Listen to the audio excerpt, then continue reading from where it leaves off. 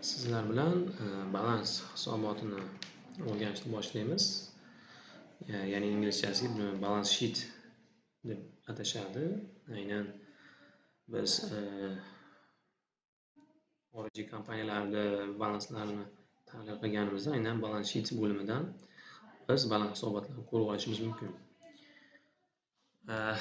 Quyidagi ma'lumotlar bu balansga tegishli bo'lgan ma'lumotlar, ya'ni yuqorida balans bu kompaniya mol-mulki va uning manbasi haqida ma'lumot beruvchi hisobot turi hisoblanadi.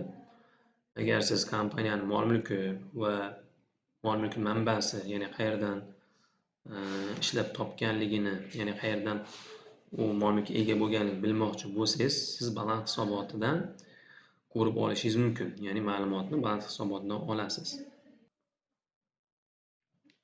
Aynan balans hisoboti ikkita katta guruhga bo'linadi. Bu aktiv va passiv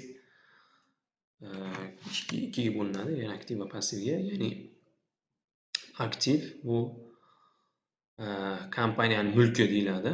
Aynan aktivlar kompaniyaga tegishli bo'lgan mol-mulklarni tushunishimiz mumkin.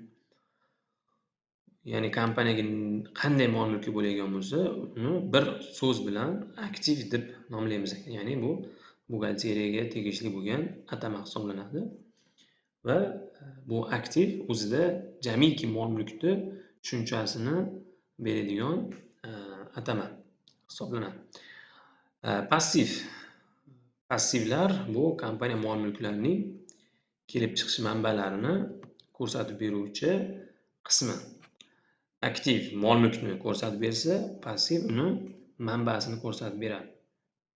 Misol uchun, sizni mol-mulkingiz bor, misol uchun uyingiz bor deylik. Uy, ya'ni yashash turar joy uyingiz bor. U uyingiz kimniki?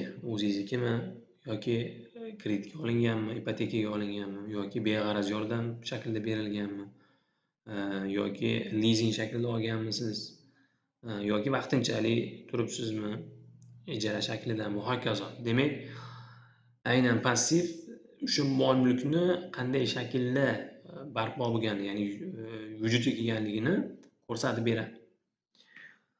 Demak, aktiv mol-mulk, passiv uni ko'rsatib, ya'ni qayerdan tashkil topganligini, shakllanganligini ko'rsatib beradi. Aktivlarni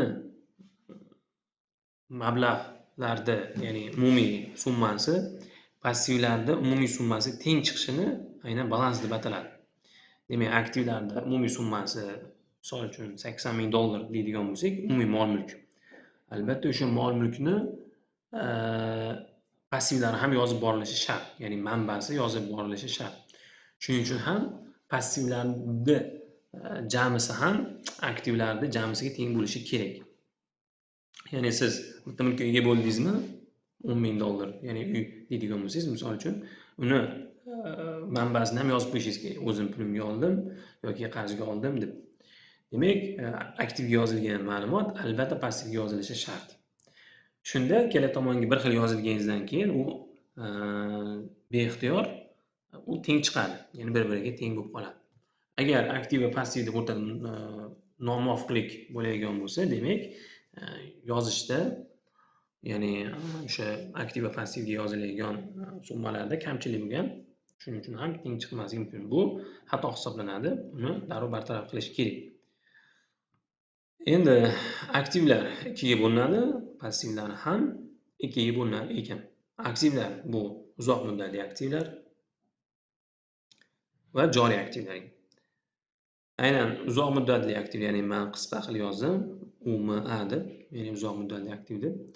Bir yildan ko'p foydalanadigan aktivlar, ular uzoq muddatli aktivlar hisoblanadi.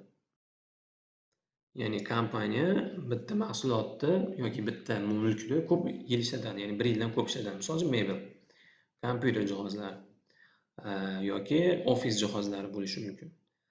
Mebellari, ya'ni kerak bo'lsa gilamlar bo'lishi mumkin. Bog'dagi ko'p yillik o'simliklar bo'lishi mumkin. Asosiy vositalari aynan uskunalar bo'lishi va hokazo. Demak, kompaniya o'zi tasarruf qiladigan mol-mulkni aynan uzoq muddatda xizmat qilishi ya'ni uzoq muddatli aktivlarni tarkibiga kirar ekan. Joriy, aynan qisqa muddatli aktivlar bu 1 yildan kam foydalanishda bo'ladigan aktiv. Ularga xom ashyolar, pullar kirishi mumkin, qisqa vaqt ichida sarflanib ketadi, tayyor mahsulotlar bo'lishi mumkin va hokazo. Endi passivlarga to'xtaladigan bo'lsak, passivlar ham ikkiga bo'linadi: kapital va majburiyat. Ya'ni kapital bu investitsiya, ya'ni ta'sischi hisobidan yoki kompaniya o'zi ishlab topgan mablag'lar hisobidan shakllangan kapital qismi.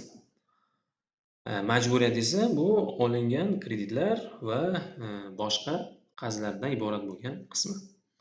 Demak, passivlar ikkiga bo'linar ekan: kapital va majburiyatga. Kapital bu o'zingiz mablag'ingiz, majburiyat bu jalb qilgan, ya'ni qarzga jalb qilgan mablag'ingizga bo'linar ekan. Endi siz bitta asosiy vosita, aynan avtomobilga ega bo'ldingiz deylik. Avtomobilni siz kreditga oldingiz. Avtomobil uzoq muddatli aktiv bo'ladi, ya'ni 1 yildan ko'p. Siz 1 yildan ko'p bo'lgan qismiga yozasiz avtomobilni summasini. Misol uchun $50,000 bo'lsa, $50,000 yozasiz. Endi siz uni kreditga olgansiz. To'liq kreditga olgan bo'lsangiz, siz o'shani bir vaqt o'zida majburiyatlar, ya'ni qarz mablag'iga ham yozib qo'yasiz $50,000.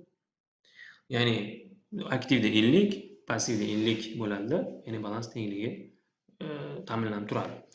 Endi qisman olgan bo'lsangiz, ya'ni 20% o'zingiz mablag'ingizdan, qolgan 80% qarz hisobiga bo'lgan bo'lsa, demak 20% bu $10,000 bo'lsa, $10,000 bu kapitalga yozasiz, kapital qismiga yozasiz.